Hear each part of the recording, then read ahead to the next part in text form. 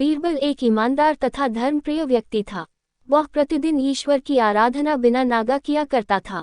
इससे उसे नैतिक व मानसिक बल प्राप्त होता था। वह अक्सर कहा करता था कि ईश्वर जो कुछ भी करता है मनुष्य के भले के लिए ही करता है। कभी कभी हमें ऐसा लगता है कि ईश्वर हम पर कृपा दृष्टि नहीं रखता, लेकिन ऐसा होता नहीं। कभी कभी तो उसके वरदान को भी लोग शाप समझने की भूल कर बैठते हैं। वो हमको थोड़ी पीड़ा इसलिए देता है ताकि बड़ी पीड़ा से बच सके। एक दरबारी को बीरबल की ऐसी बातें पसंद न आती थीं।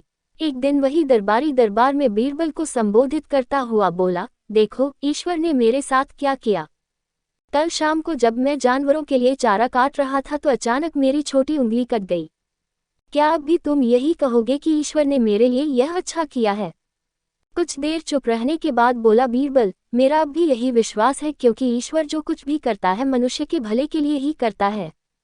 सुनकर वह दरबारी नाराज हो गया कि मेरी तो उंगली कट गई और बीरबल को इसमें भी अच्छाई नजर आ रही है। मेरी पीड़ा तो जैसे कुछ भी नहीं। कुछ अन्य दरबारियों ने भी उसके सुर में सुर मिलाया। तभी बीच में हस्तक्षेप करते हुए बादशाह अकबर बोले, बीरबल हम भी अल्लाह पर भरोसा रखते हैं, लेकिन यहाँ तुम्हारी बात से सहमत नहीं। इस दरबारी के मामले में ऐसी कोई बात नहीं दिखाई देती जिसके लिए उसकी तारीफ की जाए।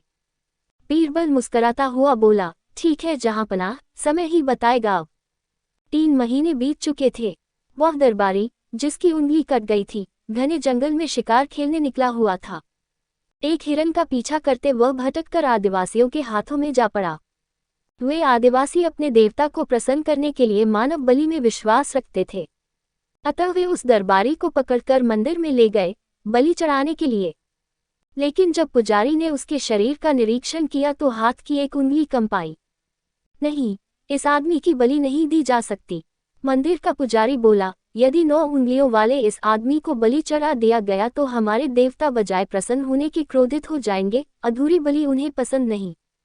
हमें महामारियों, बाढ़ या सूखे का प्रकोप झेलना पड़ सकता है, इसलिए इसे छोड़ देना ही ठीक होगा। और उस दरबारी को मुक्त कर दिया गया। अगले दिन वह दरबारी दरबार में बीरबल के पास आकर रोने लगा।